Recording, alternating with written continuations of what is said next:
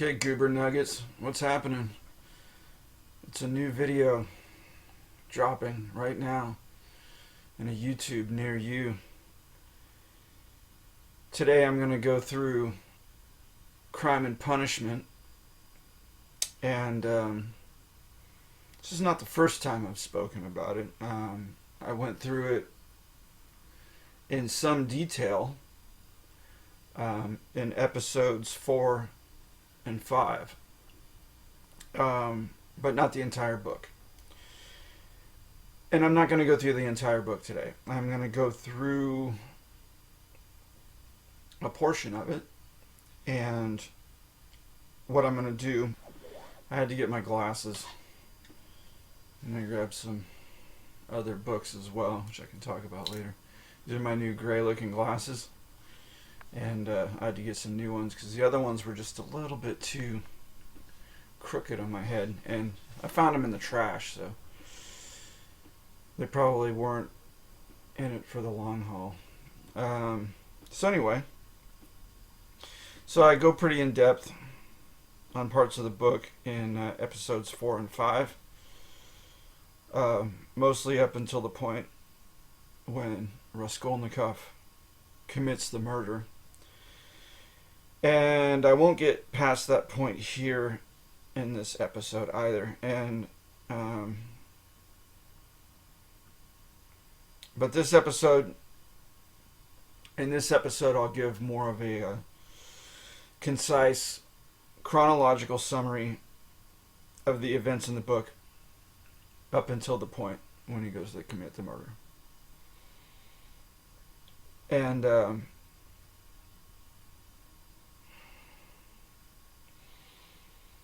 some of the aspects of this I'll go into depth more later. I've gone into depth in some of the stuff in the past. Sometimes you just have to go through the old episodes in order to find it. Okay, so the main character of the story, Raskolnikov, that's his last name. He doesn't really go by his first name much in the book. It does mention it. I can't remember it off the top of my head. But he's a young man, and he's hopelessly in debt to his landlady. And he's allowed himself to slip into abject poverty at a young age, and has already given up on his hopeless condition. It's now just become kind of an annoyance to him, but he no longer worries for himself. He dresses like shit. He feels like shit. He's unemployed for no better reason than he's just unmotivated. He's fallen into sort of a funk, and now it's taken its toll and rendered him figuratively paralyzed in his situation. And I can totally relate with this. I mean, I went through this sort of thing back in 2013, right around my first year of college, when I was living in Rancho Cordova, of all places, in this shitty little duplex with these shitty little people, having no money, dealing with family court stuff, barely any income. My life pretty much sucked at that time. And I've been determined to never allow myself to slip into that kind of situation again, where that sort of shit just kind of snowballs and keeps growing.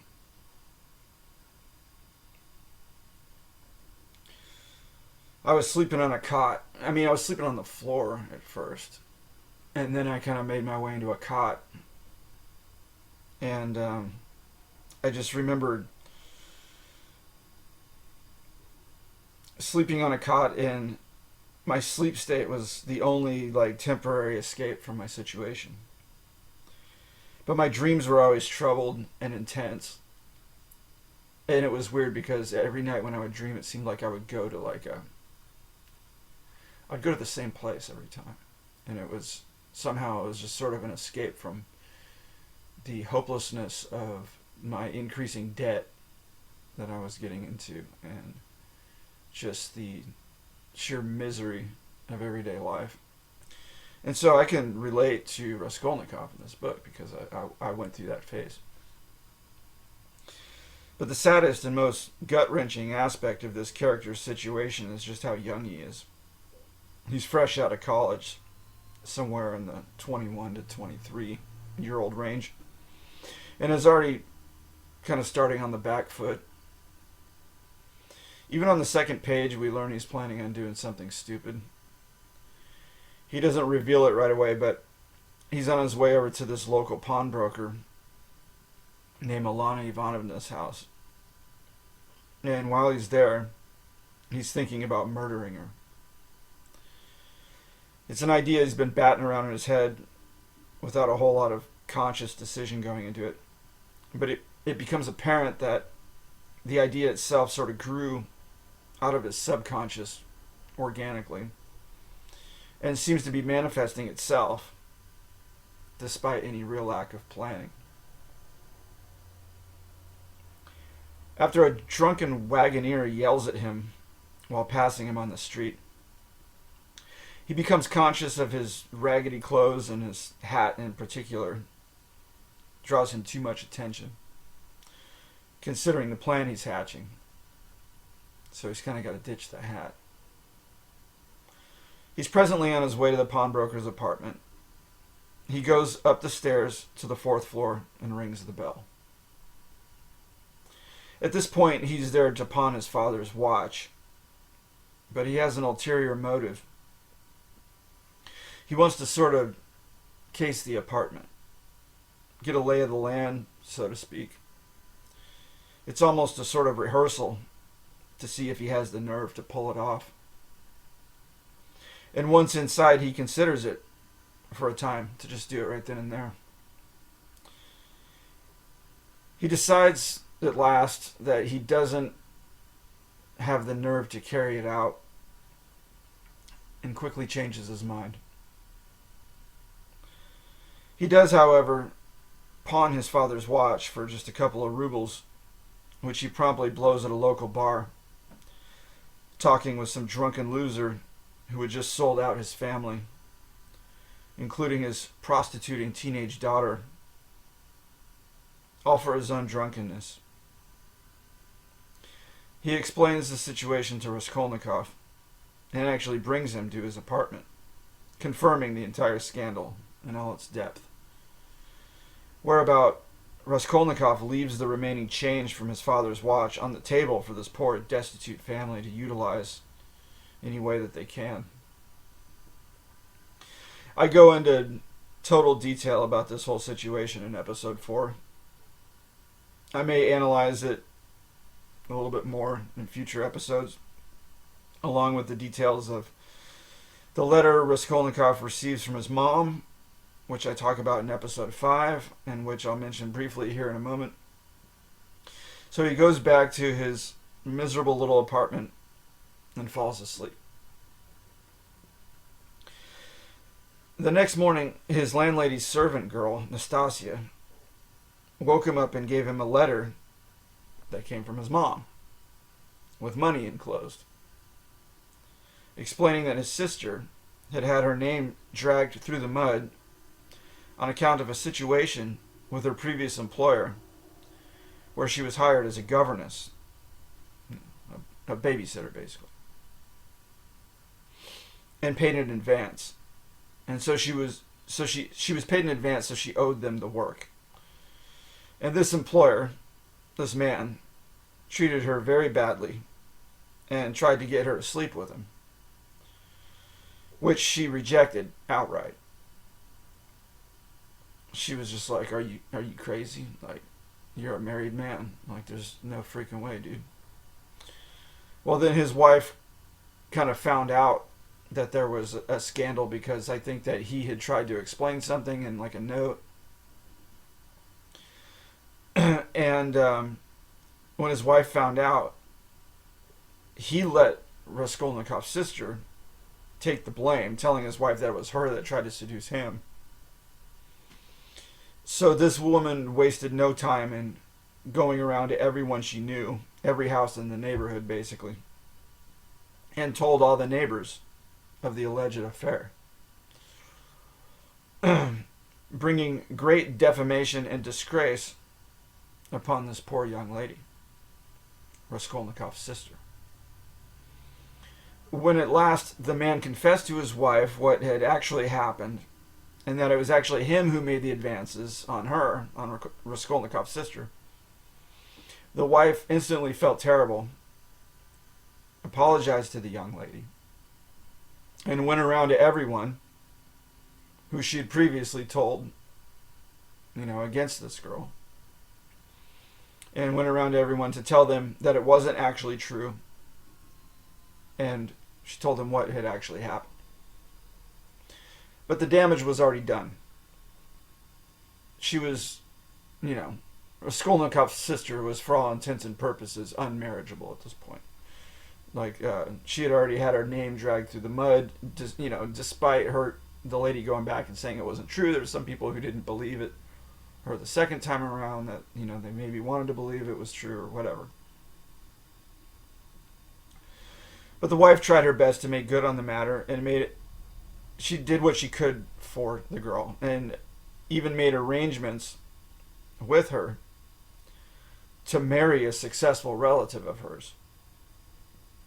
And I'll go into full detail on this in a future episode because it's just so damn funny and ridiculous.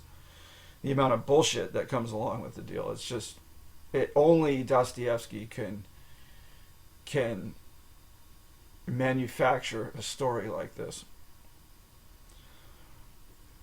So it turns out that the guy was a total asshole. The guy that she was going to marry turns out to be a total asshole. And basically offered her nothing except a miserable life in the broom closet, basically. With nothing to help her poor mother either, who was dependent on her. The guy was a wealthy business owner, and Raskolnikov's mother was genuinely convinced this guy would hire Raskolnikov into his company. Of course, Raskolnikov saw right through all of this, and simply from the text of the letter, it's plain to see how clueless his mother was to the bleak deal that they were all facing. And Raskolnikov himself would just as soon kill this guy as to allow any of this to transpire under his watch. He wasn't going to let this. He didn't want to let this guy marry his sister, but he felt pretty helpless on what to do about it. He just felt this murderous rage against this guy. And so all of this just cemented his anger, mostly with himself for being such a failure as to have his sister put herself in this kind of position on his behalf, because, as her mother had stated in the letter, the whole train of events came about mainly so that Raskolnikov's mother and sister could continue to send him a remittance to sort of subsidize his living there in St. Petersburg, where he was living. And he was totally able to work. He was just being a loser, kind of. And so all this contributed to his state of mind going into the murder of Elena Ivanovna, the pawnbroker, and Lizaveta, her sister, who was completely innocent in all of this. So as he was lamenting this horrid state of affairs and unwilling to accept the path his family was trying to lay out for him, he happened upon the incident with a young drunken girl who appeared to have been molested, who was walking down the street, and this lecherous man who was stalking her around, eager to have his own turn with her, apparently. Whereabouts Raskolnikov intervened and attracted the attention of a police officer after nearly brawling with the lecher. Now, for the second time in the story, the first time being the episode where the drunken man's daughter Sonia was revealed to be supporting her family, and more importantly, her father's drinking habit through prostituting herself. Raskolnikov pondered the idea that young, innocent people falling by the wayside and getting abused perhaps wasn't such a bad thing after all. Like, that was just part of the order of nature and just kind of how the world is. And so that's why, in the end, thing with the with the cop and the molested girl and the lecturer guy. He just kind of like was like, just let him have her. Who cares? Um, and just the whole idea that perhaps the evil predations of man is just the way nature was intended to be. I mean, apparently it was happening frequently enough to where there's a pattern there, and so he was becoming fatalistic and thinking, like, who am I to try and change that in any way? Besides that, he was hatching this own murderous plot against Lana. So at this moment, his thoughts turned for some reason to his old classmate, Razumian, who had also left college, and thought for a minute about going to visit him, as he sometimes had leads on students whom he could make a few rubles tutoring. At the last minute, he changed his mind. And this also happens more than once in the story, where Raskolnikov, in a moment of desperation, thinks of his friend Razumian as a sort of bulwark against the chaos which is happening all around him, and then sort of changes his mind at the last minute. And later on, he has this moment of cognitive dissonance directly in Razumian's presence. And dude's like, what the fuck? I haven't seen you in all this time. You come apparently for something, and now you're leaving? Like, what's up, dude? What are you doing? But presently, he was becoming more and more aware that he was getting sick. Raskolnikov, that is, was becoming more and more aware that he was getting sick and had a fever coming on. He decided to take the last of his money and go into a tavern and have some soup and vodka. Like, that's going to make him feel better, right? I guess so. So, he had soup and vodka, and as he's leaving the tavern, he suddenly got really drowsy on his way home and kind of stepped off into some bushes to sort of take a nap. So I'm guessing that's kind of like a normal thing in Russia. You just kind of like are walking down the street and you see some bushes and you just go and take a nap right then and there. And there on the side of the road, he fell into a fever dream where he regressed back into his childhood and revisited a childhood experience where he and his father went to go and visit his little brother's grave. And on his way home, they passed a tavern where outside a coachman was beating a horse to death right out in front of him. And his father and a swirling mob of drunken, bloodthirsty fools were kind of standing around too, and then this kind of counter mob of like bystanders who was like trying to like, admonish the guy for what he was doing. But so in this dream, he experienced this kind of childhood trauma of watching this horse, die at the behest of this murderous, nihilistic, all these, not just the guy who was beating him, but all the people who were egging him on. And his father was just kind of standing by helplessly watching, which was another thing, just kind of impotently, just kind of standing there. And this kid's just like, what's going on, and so he was very distraught by all of this. And so I don't know that this actual part of this horse beating thing actually had happened in his childhood. I think that he did have a little brother who had died in its infancy, and they would go to visit his grave. And so in this particular dream, the instance where the horse beating happened, the guy beat the horse to death, the kid came and put his arms around the horse. It's really, really sad scene. I talked about it in all its sadness in I think episode 5. So so this guy just basically beat the horse to death while his dad stood there helplessly watching. And so he woke up from this dream in a sweat and had a sting of conscience about the plans he had been entertaining regarding the killing of the pawnbroker, Ivanovna, or Alana, whatever, Alyona. Alyona Ivanovna. He consciously decided in that moment not to kill the woman and besought God to lead him in the right direction.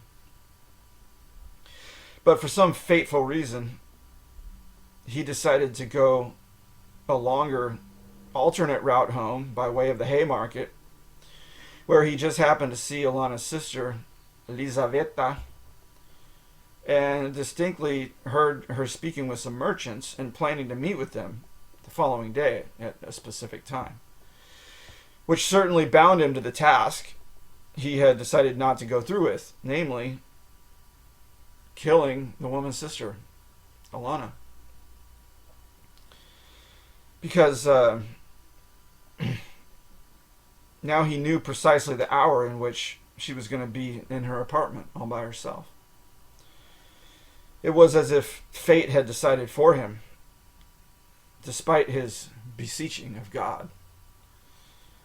It was as if the devil himself had stepped in mockery and course-corrected him back into the original plan.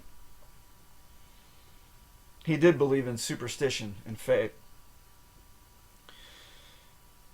The previous winter, he had heard about Alana for the first time by way of a classmate who had advised him on a way he could pawn some items if he ever needed the money. And for the time being, he was able to get by okay, tutoring and doing odd jobs. But one day he needed some money and didn't have any jobs lined up. And he remembered his classmate telling him about Alana and how he had written down her address and he had it, somewhere nearby. So he went over there and pawned a few items for some cash. And that day, on his way home, as he's walking home, he stopped into a little tavern where a student and a civil officer were playing billiards, and he overheard their conversation. And they were talking specifically about Alana Ivanovna, whom Raskolnikov had just visited.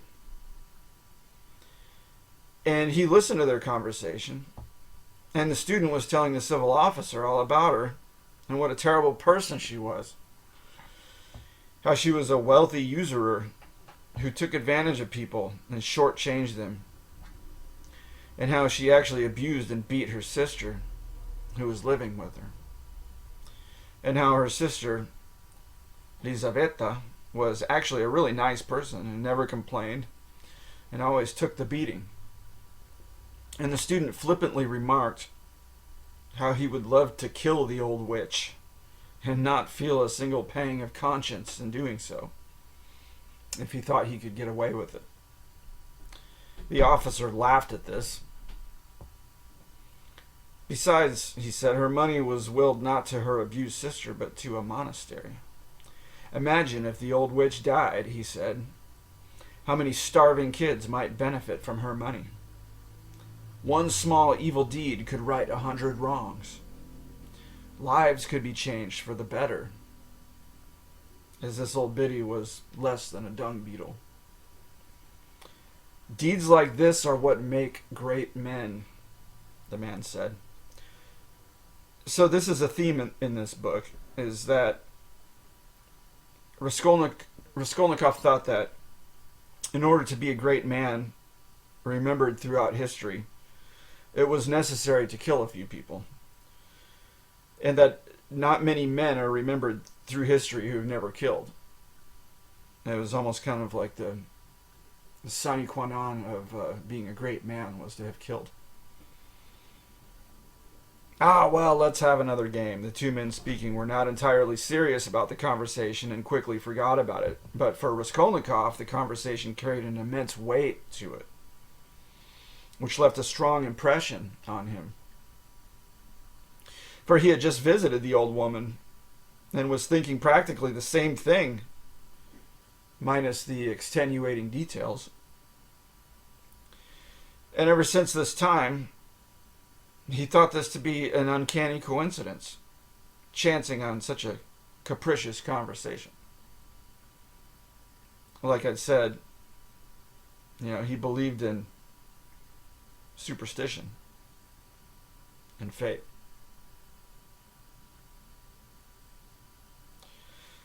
So now at the Haymarket, having the auspicious occasion to now overhear that on the following day, the target of his pent-up hatred, frustrations, loathing, and rage would be all alone at home at a particular time. And he had already been in to see the apartment. There was no going back now. His fate was sealed. He would not have such a clear opportunity again for 100 years. So he went back to his apartment, where he slept a long sleep through the night and throughout most of the following day. Nastasia came in with tea and breakfast, sort of bitching about him sleeping all day. It became apparent to her that he was getting sick. And so he sends her away, and after sleeping away the rest of the afternoon, he awoke in the evening in a kind of panic, because time was running out, and it was getting close to the time that he had to act. And so he made quick and immediate preparations for what he was about to do that evening, namely to kill Alana Ivanovna, the pawnbroker. He took a small axe from under the porter's bench and secured it inside his jacket via a sort of makeshift noose he made from some string or some torn linen. And so he left the apartment on his way to go and do the deed. Okay, so I'm going to leave it there. That's good for now.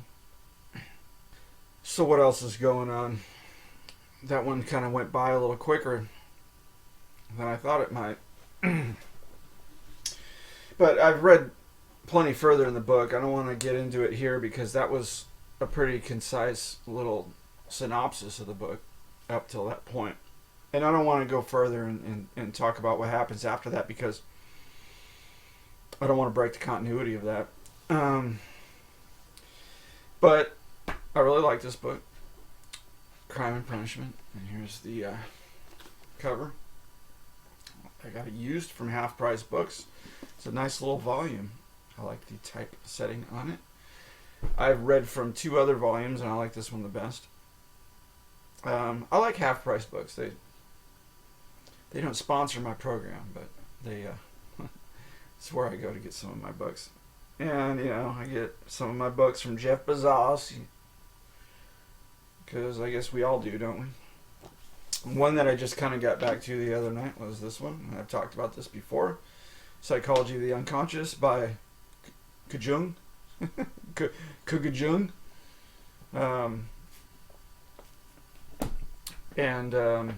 Mainly I just want to get through this because I have all of the complete works of Jung. I just want to get through all of them. I want to read them.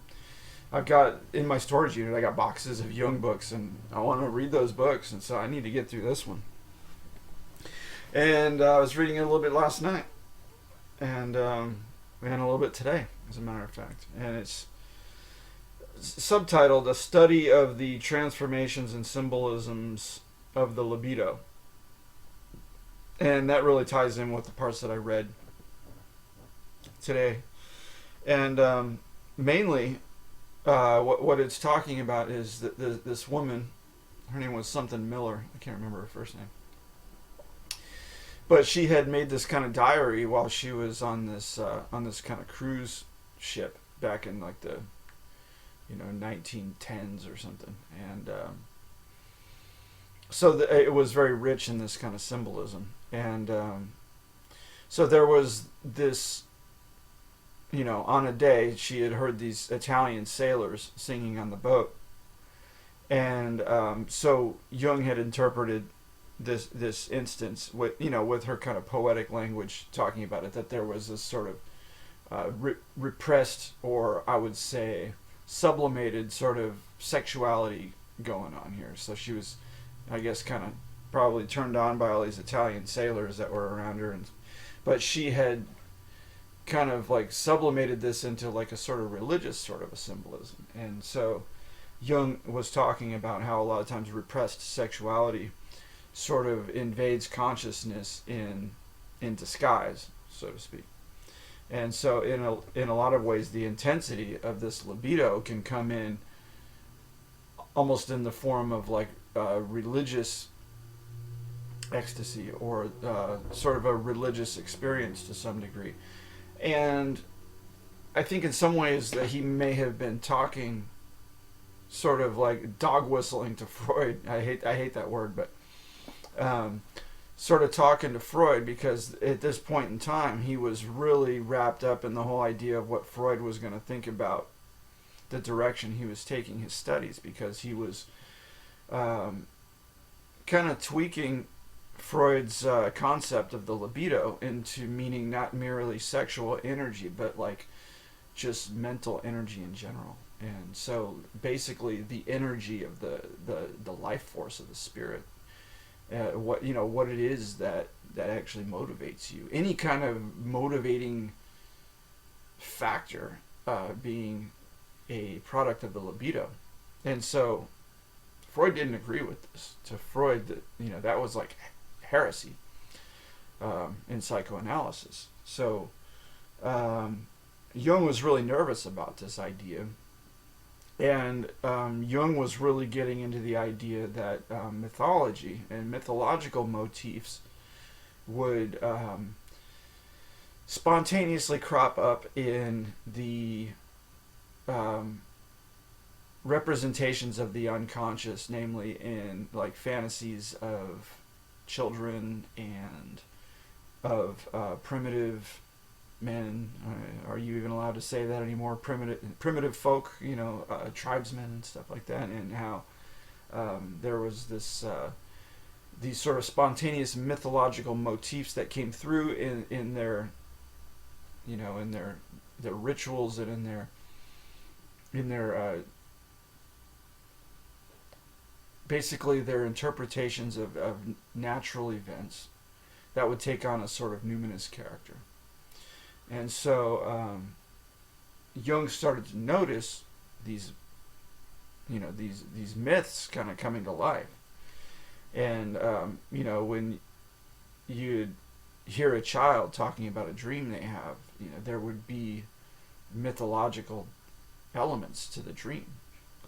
And in this Miller woman's fantasies that she had written about and had published in a magazine, that Jung had noticed a lot of this. And so he tried to sort of interpret the symbolic meaning of a lot of the things she was saying, and he actually kind of diagnosed her to some degree with a dissociative psychological disorder, which turned out to be false. It was wrong. He was wrong about it. But this book, it's an interesting document because it marks the break from Jung,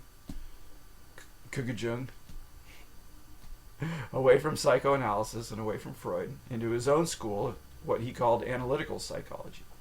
But it was very traumatic for him, because he was, in a way, it was almost like he was sort of like killing his father symbolically.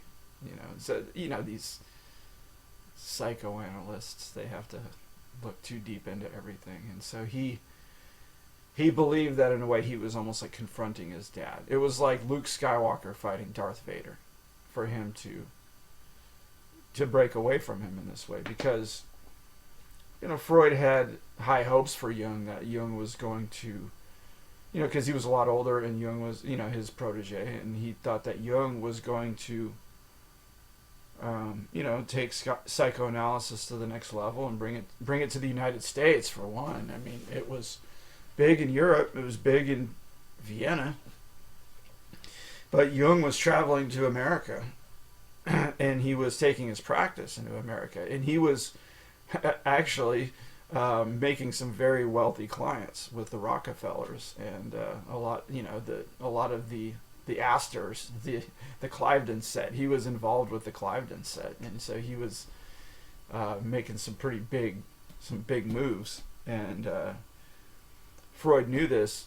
But once Jung started coming out with this altered definition of the libido and this altered concept of the libido, and this whole idea of all these mythological elements of unconscious activity, and that the libido was pushing these contents into the conscious sphere. I think it started to worry Freud that Jung was going to sort of bastardize psychoanalysis, and so they had a long correspondence of letters, and you can read these letters in the Freud-Jung letters. I don't know if it's 2-volume set. I've got several volumes of Jung's letters. I've got the Jung-Freud letters, which I think is just 1 volume. And then I've got just the Carl Jung letters, which is to different people. And I think I have volume 1 of that. So I've been reading that. And so this one, Psychology of the Unconscious, is actually, if you were to look it up in the complete works of Carl Jung, it's called Symbols of Transformation in that set. And it's a different translation. And the other one has more footnotes. This is the original. This is how it originally appeared. And so I got it for that reason. I'll probably one day, maybe I'll read the other one someday, but after I'm finished with this novel, once I'm finished with this volume, I'm going to move on to a different Jung book. I don't know which one yet. So I got this kind of stack of books sitting here. I'll kind of go through some of them. So this one I pulled up, American History. This is volume 2, more contemporary history, or 20th century history, 1877 to present. So a lot of times U.S. history, they'll break it off right around the time of Reconstruction, after the Civil War. It's kind of like part 2, history, American History part 2. And this is by Thomas Kidd, Kidd, K-I-D-D. And what's different about this book from other history books is it gives a perspective on religion as it was, it talks about how when Hawaii was annexed and all the Mormons that went over there. And so for every sort of period of history that's being discussed, it talks about whatever the prevailing religious milieu was like. And so, it's good for, people who, are into religion and want to know about America's history of religion. So it gives the history, but along with it comes this sort of religious history of America. What else do I got here? I've got the Iliad, which I read a pretty good portion of. And actually, I did an analysis on this as well. So this will probably be my next one. My next episode, excuse me. My next episode will probably be the Iliad. Okay, and I'm going to do kind of like what I did here with Crime and Punishment, where I give sort of a kind of an overview, a little quick synopsis of it. I love this volume. I used to have this a long time ago, and then I got rid of it, and then I just got this other one at Half Price Books. And this is Faust. Johann Wolfgang von Goethe. And it's pretty cool. I mean, I started on, it's pretty dense. It's not an easy read. And that reminds me, I don't have the volume here, so I can't show it to you, but I've been reading Dante's Inferno, the Divine Comedy, La Commedia de Dante Alighieri. It's actually pretty cool. So what happens in Dante, the Divine Comedy? Well, it's kind of I don't want to say autobiographical because it didn't really happen, but the guy makes himself the main character in the story. So it's about Dante, and he is sort of like he's going through these woods, and then he sees a mountain, and he wants to go up the mountain. He sees the sun shining off the top of the mountain, and it's kind of like this heavenly looking scene. And so he wants to go, I'm going up that mountain. and he sees a leopard in his path, a beautiful leopard, and he marvels over the leopard. But the leopard kind of, as he tries to go through, the leopard kind of gets in his way a little bit and kind of skirts him back, and then, but the leopard is very beautiful to him, very enticing. But then he sees a lion and a she-wolf, and between the lion and the wolf, they won't let him pass. He can't go to that mountain. He wants to go up the mountain, but the lion and the wolf won't let him. And so they chase him back down. They chase him back into the woods. And so he's going through the woods away, like running from this wolf and this lion. And he's totally scared for his life. And he sees a man down sort of at the bottom of this kind of hill. And it's Virgil. Virgil, who wrote the Aeneid. And so Virgil's like, come with me.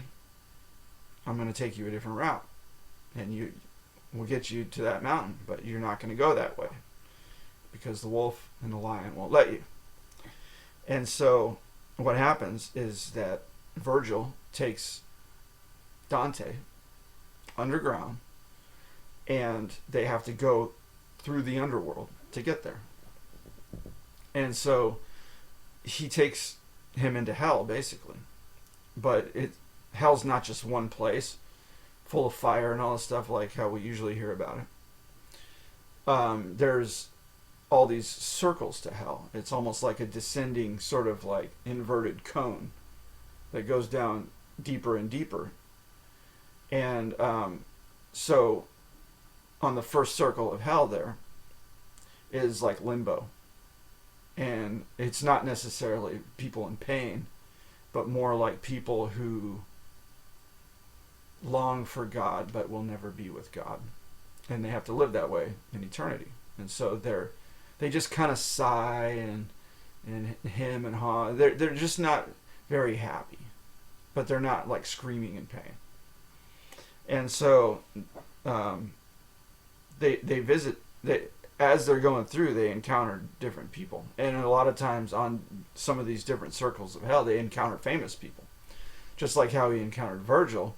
Virgil had been in purgatory this entire time. And so Virgil was sort of like freed from purgatory to be able to help Dante, because Dante had like this girlfriend who was sort of in heaven, who saw that he was trying to get to the mountain and that the lion and the wolf wouldn't let him. And so she sent Virgil out of purgatory. She was given sort of permission. She was deputed to like let him out of his bonds of purgatory to go and help Dante. But she was allowed to do that through like the Virgin Mary. And so that there's other female personages there's like 3 different female personages in heaven who enable this, this thing to take place. And it's funny because there's a lot of allusions to Dante in pop culture. And I thought totally about this movie that I saw when I was in like 5th or 6th grade. I was like my son's age. And there was this movie called The Heavenly Kid. And it was this goofy 80s movie about this kid that, it was mainly about this kind of greaser guy from the 50s. And he had this girlfriend. And fucking Niedermeyer from Animal House stole his girlfriend. And he was another greaser. But it was Niedermeyer. And so he challenged Niedermeyer to like this game of chicken. And they were driving their hot rods, to the edge of a cliff. And they were going to like jump out at the last minute, but Niedermeyer jumped out of his car, and this main guy, like he was determined to win this game of chicken, and so his bracelet like got caught on like the 3 on the tree kind of gear shift thing, or like the turn signal or something. I mean, he couldn't jump out, and he like went down to his death and died at the bottom of this cliff. His car went down and blew up, and he was in it, and even Niedermeyer was like holding the girl and kind of crying, because dude died. It was really sad. And so that's how the movie starts. And it sort of follows this greaser guy with this leather jacket sort of in the afterlife. And it's almost kind of like Beetlejuice. Like, always in movies, they have this sort of Gnostic sort of like kind of ethos going on. And so he's like on this like subway train. And he's just on there for years and years. and he encounters this man, this old man, whose assignment it is to sort of enable this greaser guy to be able to go to heaven, because he's in like this kind of purgatory state. And so, and this old man's trying to earn his wings too. And so what he has to do is help this greaser guy. And what he does is he brings him back to Earth and makes him sort of mentor this kid, this dork, who gets picked on a lot. And so he kind of like goes into the 80s and starts mentoring this dork kid, teaching him how to be cool, teaching him how to be like a boomer greaser from like the 50s. And, you know, the kid has all of these adventures. He starts putting grease in his hair, starts building a car, almost like Arnie from Christine. And he becomes cool suddenly, and he gets a girlfriend and gets laid and da-da-da-da-da-da, beats up the jock and all this shit. And he ends up getting the kid drunk one night. He like he kind of, you know, he's being this kind of cool guy, teaching the kid how to be cool, but he's not really teaching him how to be a good person. And so he ends up getting the kid drunk, and they go home to the kid's house, and the kid passes out, and he kind of goes like, you know, like looking through this kid's house. He's just kind of like, I wonder what this kid's all about. I'm going to go see what his parents are like. And he goes to see the kid's parents, and he sees that the kid's mom is the girlfriend that he had back in the 50s, who he was fighting over. And the kid's dad was freaking Niedermeyer. And he's on the couch like drinking beer and like passing. He's like spilling beer on himself, and he's got a fat belly and stuff. And he's like belching, and he's like, oh my God, like, I don't fucking believe it. You know, like, that's them. Like, that's their kid. I'm mentoring their freaking kid. And so he goes back to his mentor, the old man who sent him on this assignment. And he's like, no, I'm not doing this. Like, I can't believe you made me do that. You actually made me go to the future time and start teaching this kid how to be cool, and he's a total dork, and he's total hopeless, and I'm doing the best I can, and his parents is my ex-girlfriend and the dude who stole her from me. Like, how could you do this to me? Well, this angel guy, this old man, or whatever, he's not an angel, he's another dude who's trying to earn his wings, I guess, tells him, he's like, no, that's your son. Like, you know, you'd gotten her pregnant, and she ended up with Niedermeyer, but you're the dad. That's your kid. And so that was sort of part of the rules, that he wasn't allowed to interact with any other humans or any other kid. You know, he wasn't allowed to interact with anybody else except for this kid that he was mentoring. And he ended up talking to the mom. That's what happened. And so that was where he broke the rules. And so now there wasn't any chance he was going to earn his wings and go to heaven. And his handler told him that. He said, you're not going to get to heaven now. And not only that, but the kid's going to die. Because now he thinks he's cool like you. He's going to act like you. And now he's going to go and what ends up happening is he goes and some dude steals his girlfriend. And then he has sort of the same fate, where he challenges this guy to a game of chicken with their hot rods. And they're going to go off the same freaking cliff and everything. And so what he does is he tells the guy, he says, look, I will give up my soul. I will burn in hell forever as long as I can save my son's life.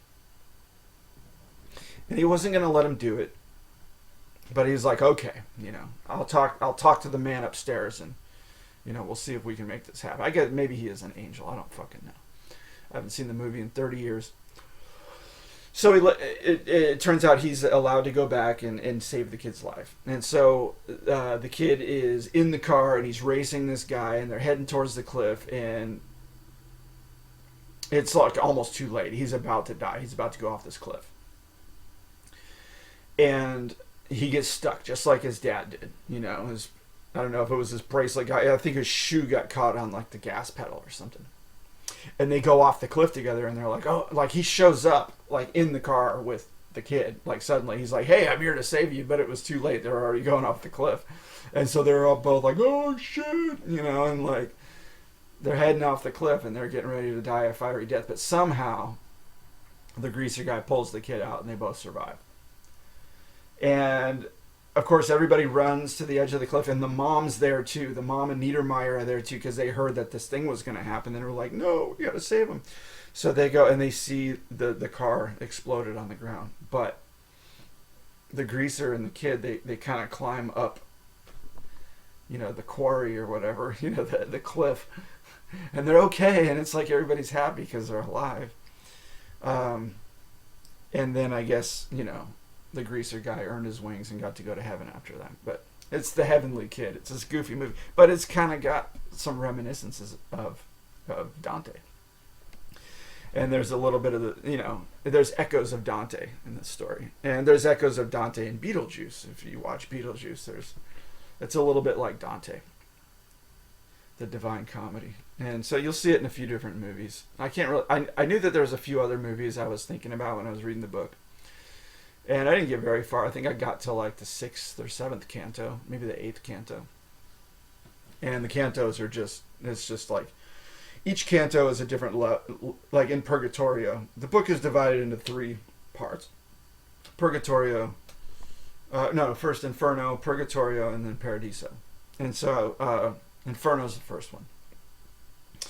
And I'm like on the 8th canto of Inferno. And so that's that one.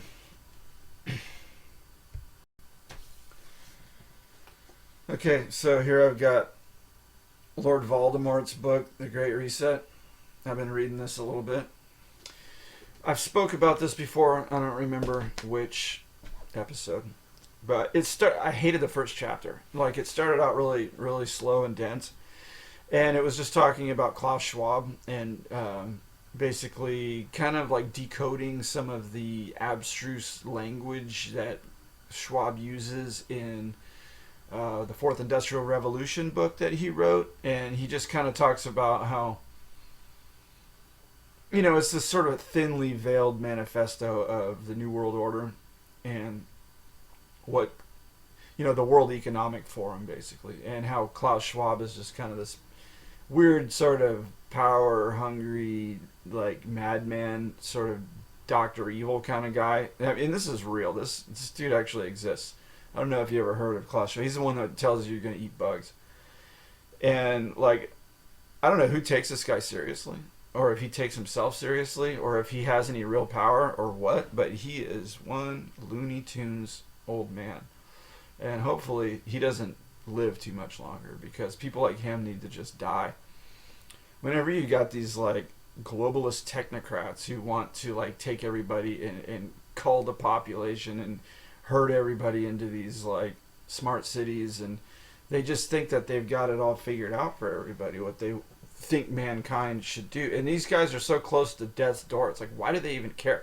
Just go home, spend your money, sit on your couch, watch Happy Days. Do you.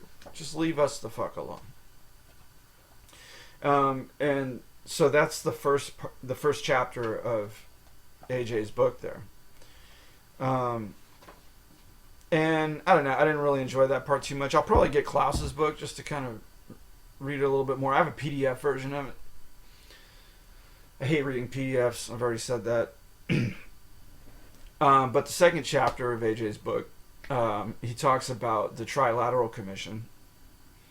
And in particular, Patrick Wood's book, I don't remember if he's talking about trilaterals over Washington, or is it Technocracy Rising, I think is mainly the one. So he refers to that book, Technocracy Rising, in addition to an interview that AJ did with Patrick Wood. And so it goes into detail about the Trilateral Commission and how it was basically started by David Rockefeller and Zbigniew Brzezinski back in the 70s, and they brought in Jimmy Carter, and that is how he became president. And once they basically put him into office. Because when you look at groups, it's like these kind of steering committees, like the Trilateral Commission, the Council on Foreign Relations, Bilderberg, like all these different steering committees, all are like, it's all the same people. Not one for one, but like you'll have certain people from the Trilateral Commission who are in Bilderberg, and certain people from Council on Foreign Relations that are in both, and like Zbigniew Brzezinski was in all three. I mean, he's just one of those madmen, and they dictate policy to the presidents. I mean, like, the president's not in charge. They've got the Council on Foreign Relations, who is above the level of the president, and they hand down policy to the president. And so the Trilateral Commission was based on the sort of tenets of technocracy, and how you could take scientism and apply it into government and run a government based on like a scientific type of algorithm, almost like something that would go back almost to like Plato's Republic.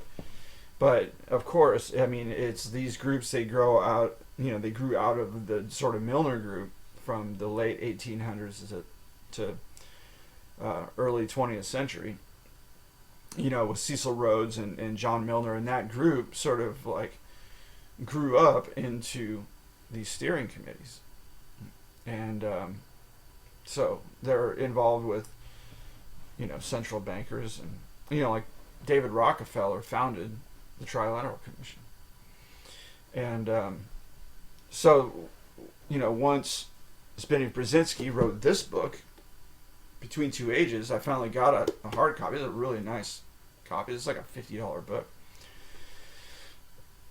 I've done a few episodes on this book, but I was referring to the PDF version. It's real nice to be able to actually sit on the toilet and read the hard copy.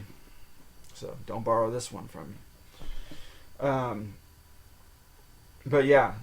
So Zbigniew Brzezinski, this book, Between Two Ages, when he came out with this sort of got David Rockefeller's attention.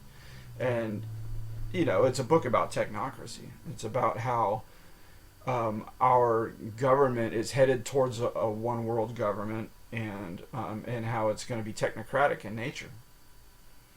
And so David Rockefeller, being the Fabian socialist that he was, already had globalist aspirations, thought that was great. And so, he found in Zbigniew Brzezinski this character that he could really do something with.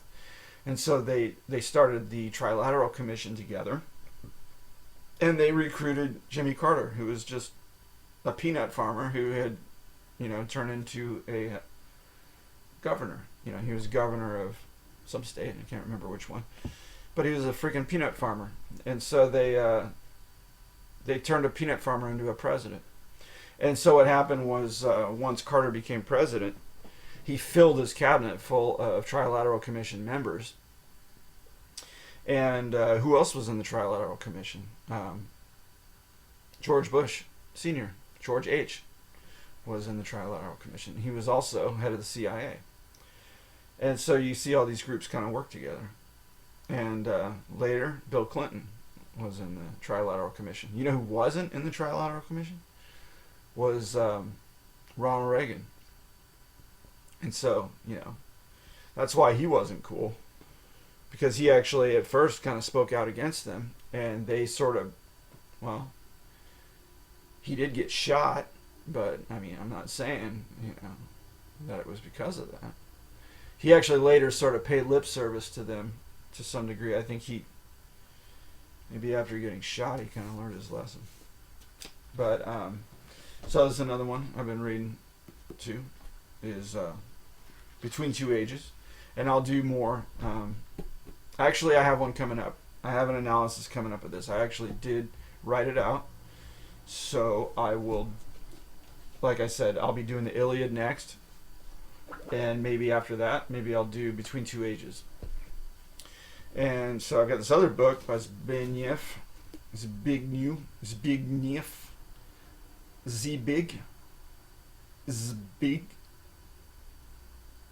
big. So, The Grand Failure. And this is about Russia. It talks about basically how Sovietism wasn't built to last. And so this was written before the fall of the Soviet Union. But it was like, look, the Soviet Union's falling. What year was this written? Oh, no. Okay, yeah, it was written in 1989. So it sort of was like, yeah, the Soviet Union's about to fall. So he knew. And he actually kind of engineered it to some degree because he weakened the Soviet forces by baiting them into Afghanistan. And in doing so, he also created Al-Qaeda in doing that. So Zbigniew Brzezinski, you can thank him for Al-Qaeda. I've got this book, another geopolitical book, The Next Decade by George Friedman. This is pretty cool. I like this guy. I saw some of his videos on YouTube, and so I decided to pursue some of his writings. And so he's got this one, The Next Decade. He has another one called The Next 100 Years, and then he has another one called, I don't remember the names of his other ones. But I just started this one. It's pretty good. I've been reading this, Wesley C. Salmon's book on logic, and kind of brushing up on some of the basic logic. With all these logic books, I can only get so far. Once they start turning logic into math problems and it becomes symbolic logic, that's kind of where it loses me. But just, the whole idea of, you've got, logical arguments and basic premises and conclusions, and the basic theory of that is good stuff to brush up on. Helps you. And also logical fallacies. So yeah, that stuff helps you in a debate or anything like that. To have your logic solid is good. I think I talked about Faust, right? Okay, I got Faust. Faust is about a man who makes a deal with the devil, right? Isn't that what happens? Or the devil and God make a wager over a man's soul, something to that effect. I don't know. I didn't really read it. Not yet. This is another one I kind of started a little bit. Is John Courtney Murray, Time, Life, and the American Proposition by David Wemhoff. This is volume 1. It's a nice thick book. This is only volume 1. So I've got volume 2 over there, but I guess I should probably read volume 1 first, right? And so far it is just kind of talking about... as far as what I know about this book, it's subtitled How the CIA's Doctrinal Warfare Program Changed the Catholic Church. And basically talks about Vatican II, right? So it's how the Catholic Church got involved, like the CIA kind of co-opted the Catholic Church as a sort of NGO to spread Americanism throughout the world. And so, it's kind of an espionage book. I guess you could say it's a conspiracy text. And this is one that Jay Dyer refers to quite a bit, and so I got that on his recommendation. And speaking of Jay Dyer, I've got his book here, Meta-Narratives, Essays on Philosophy and Symbolism. And I did start this, and in the very first chapter, the very first essay, it's a book of essays, actually, and in the very first essay, there was a lot of mythological references, and that's when I picked up the Iliad again. And read a nice big fat portion of the Iliad. Okay, so here's a book I got lying around. I did not read this one recently. This is Tim Weiner. I always say Tim Weiner. I know that if my name was spelled with the E before the I... Yeah, get this. I got some kind of crud on my freaking eyebrow. Let me try that again. I know that if my name was Wiener and it was spelled W-E-I instead of W-I-E, like I before E except after C, I would pronounce it Weiner. Why not? If this was your name, would you pronounce it Wiener or Weiner? I would say Weiner. Why not? But Tim Weiner, who wrote this Enemies, History of the FBI. I did read the first 5 chapters of this, and it's pretty interesting. It talks about J. Edgar Hoover, and at the point I'm at in the story, it's not the FBI yet. It's sort of the precursor to the FBI, but J. Edgar Hoover's running it. And basically he's just hunting communists in America, and he's spying on Americans and foreign nationals, and within the United States, and basically just like arresting people and holding people like without charges for really long periods of time, and really not doing a lot of good, and destroying people's lives basically. And most of them turn out to not even be communists. It's just a big red scare, and he's sort of using that as sort of like a way to scare Congress into giving him more and more money so he can keep hunting communists. But it turns out that most of them aren't really communists, and it's all just bullshit. Some of them are communists, and there are some actual terrorists. There's a bombing that happens, and but he didn't prevent the bombing, right? Like he, in all of his spying and everything. It's really crazy the extent to where he would go. He would go to like Ellis Island, and like as soon as the people would get off the boat, he'd be spying on them. And so it was pretty crazy. So, but what I did read was he has another book called Legacy of Ashes, The History of the CIA. And I started reading that recently, and I was going to do an analysis of that book. I don't have that copy here. I actually have to get it from the library. And so until I get my own copy, I'll be getting that book from the library. And so with the history of the CIA, which is a little crazier, I think that he actually probably lets more information out about the CIA. And I think probably someone had a little talk with him and said, hey, you're letting a little bit too much information out. Like, if you want to live, you might not want to do that. And so when he did the history of the FBI, I'm not saying that it's not accurate, but it's not as revealing probably as Legacy of Ashes. With Legacy of Ashes, I did start doing a little bit of an analysis on it. But mainly what I wanted to do was I wanted to get all the characters straight. Because there's a lot of names that come up. It's kind of like Whitney Webb's book in that way, where it's kind of hard to keep up with all the characters. And so I've made like a sort of character analysis of everybody from Legacy of Ashes. And I think before I really tell the story or tell the tale, I want to introduce all the characters first. So it's almost like a libretto.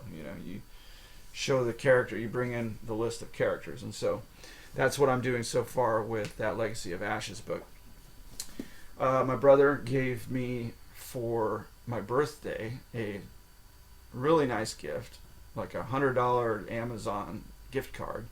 And so one of the books I got was this Ian Fleming biography by Andrew Lysette, and it's a nice thick one too, many pages to this, so I want to read this.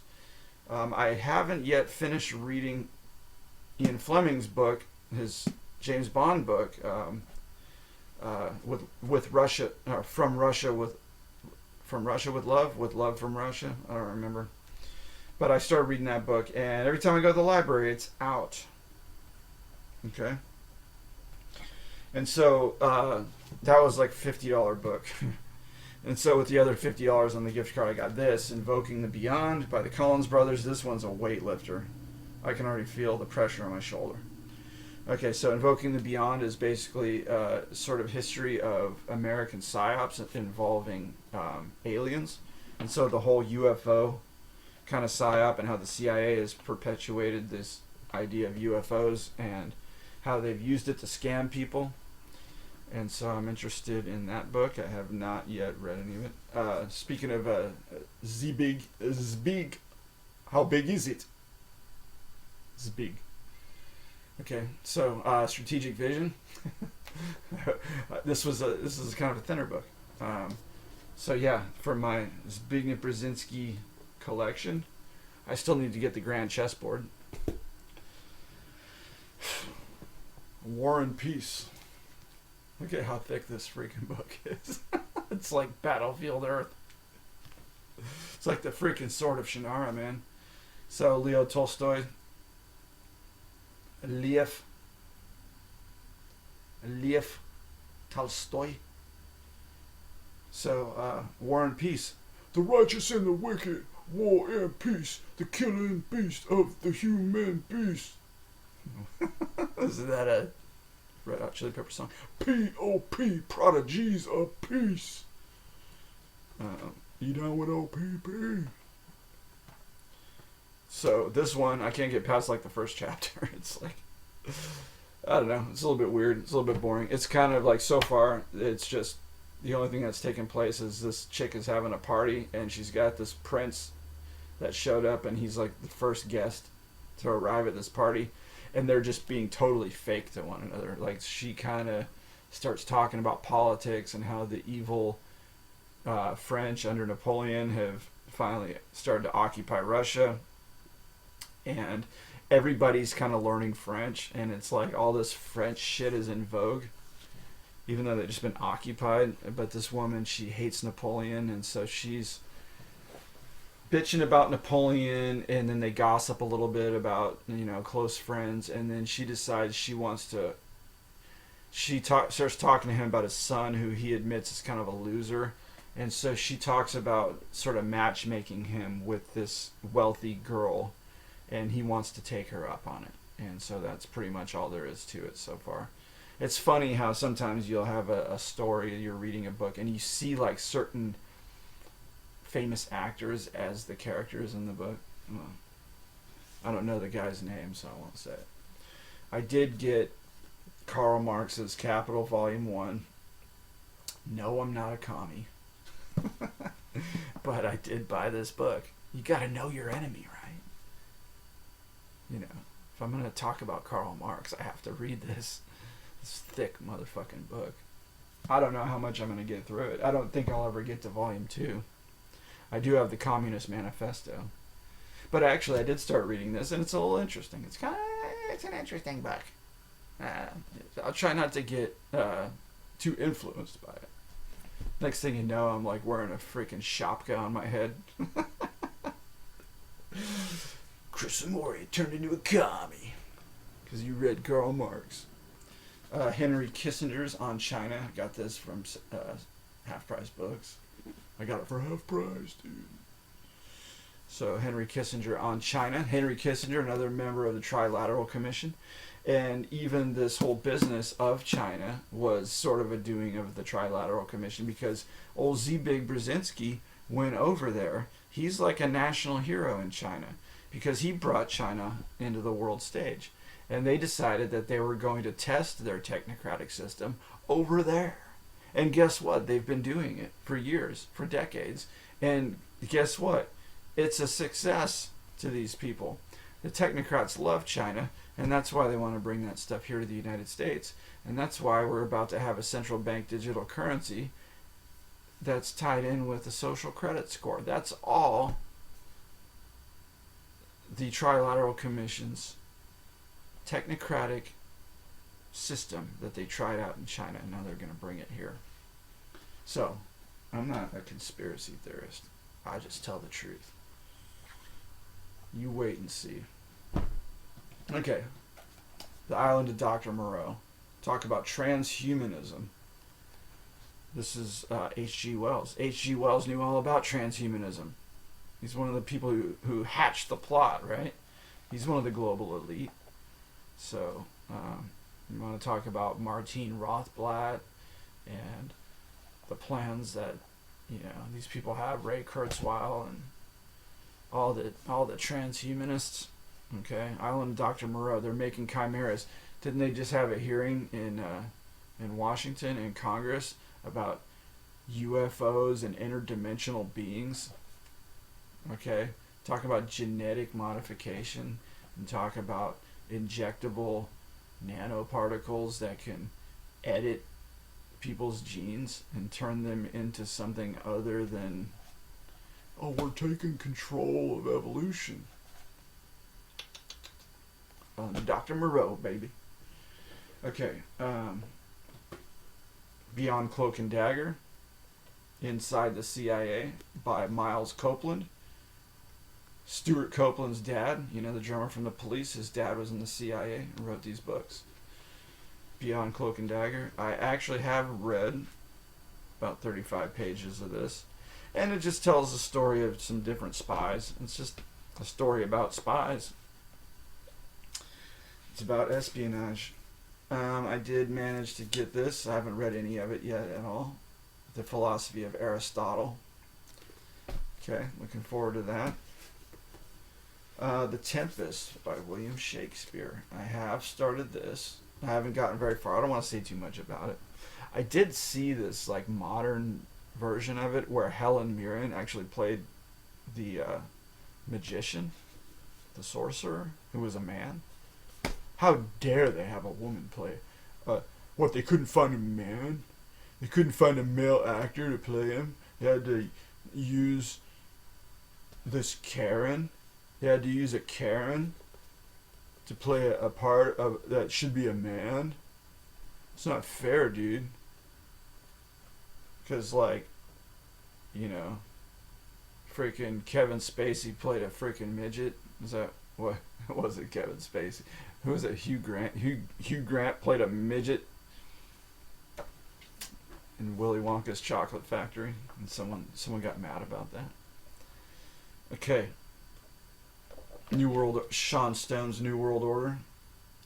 That is Oliver Stone's son, and it kind of reads like Tragedy and Hope 101, except it's not as focused on Carol Quigley, but it is, I would say it's a conspiracy text, and so it talks about some of the conspiracies in America.